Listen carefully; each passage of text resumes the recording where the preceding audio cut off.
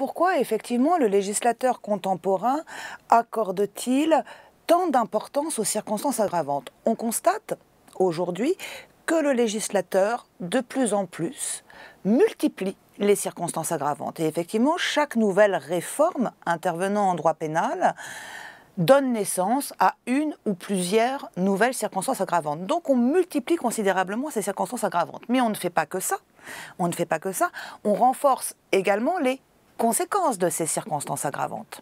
Là où auparavant une circonstance aggravante amenait une augmentation simplement du quantum de la peine encourue, aujourd'hui on se trouve face à des circonstances aggravantes qui par exemple vont déterminer l'application d'entières procédures pénales dérogatoires. Par exemple, la circonstance aggravante de bande organisée va justifier qu'on ait recours à une procédure pénale dérogatoire au droit commun, plus lourde, plus rigoureuse que la procédure pénale qu'on applique en temps ordinaire. La circonstance aggravante de mineure victime va donner lieu au recul des délais de prescription de l'action publique, etc. Donc les circonstances aggravantes sont de plus en plus nombreuses et ont des conséquences de plus en plus lourdes. Qu'est-ce qu'on peut en retirer d'un point de vue du point de vue des choix politiques, du point de vue des orientations législatives contemporaines?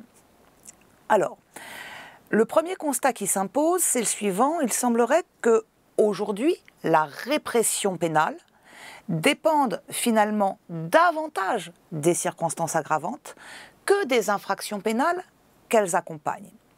Cela signifierait donc que les intérêts sociaux protégés par les circonstances aggravantes sont devenus les concurrents des intérêts plus classiques, protégés par la voie des incriminations particulières. Auparavant, on souhaitait protéger la vie, on donnait naissance à une incrimination pénale protégeant la vie. On souhaitait protéger la propriété, on donnait naissance à des incriminations pénales protégeant la propriété. On souhaitait protéger la probité, on donnait naissance à des infractions pénales protégeant la probité, etc., etc. Bref, c'était l'incrimination qui révélait l'intérêt social que souhaitait protéger le législateur. Aujourd'hui, ce n'est plus tellement l'incrimination pénale qui vient concrétiser les nouveaux intérêts sociaux, mais ce sont les circonstances aggravantes. Pourquoi ? Il n'y a pas d'explication comment dirais-je, de fond et cohérente à cette évolution. Simplement, le constat, à mon avis, est le suivant.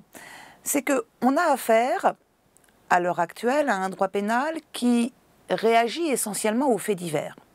Chaque fait divers suscite, par sa médiatisation immédiate, une réaction populaire qui, on est en droit pénal, donc il est forcément question de drame, qui va soulever une émotion populaire, et face à cette émotion populaire, le législateur doit réagir de manière immédiate. Or, comme il faut réagir vite, on a peu de temps pour soigner le texte. Et, j'allais dire, un texte mal ficelé convient mieux aux circonstances aggravantes qu'aux incriminations particulières. Car une incrimination particulière, si elle est mal ficelée, va faire tomber toute la répression pénale et va aboutir à des situations d'impunité. Une circonstance aggravante mal ficelée laissera perdurer l'infraction de base. Par conséquent, c'est quand on légifère vite, il vaut mieux légiférer par la voie des circonstances aggravantes que par la voie des incriminations particulières. Tout simplement parce que le risque d'erreur dans la rédaction serait moins ennuyeux du point de vue de la mise en œuvre de la répression. Mais c'est une situation qui finalement nuit à la lisibilité de la hiérarchie des valeurs sociales protégées par le droit français. On peut raisonner tout simplement sur un exemple. Le vol, petit délit contre les biens, commis à l'état simple, puni de 3 ans d'emprisonnement.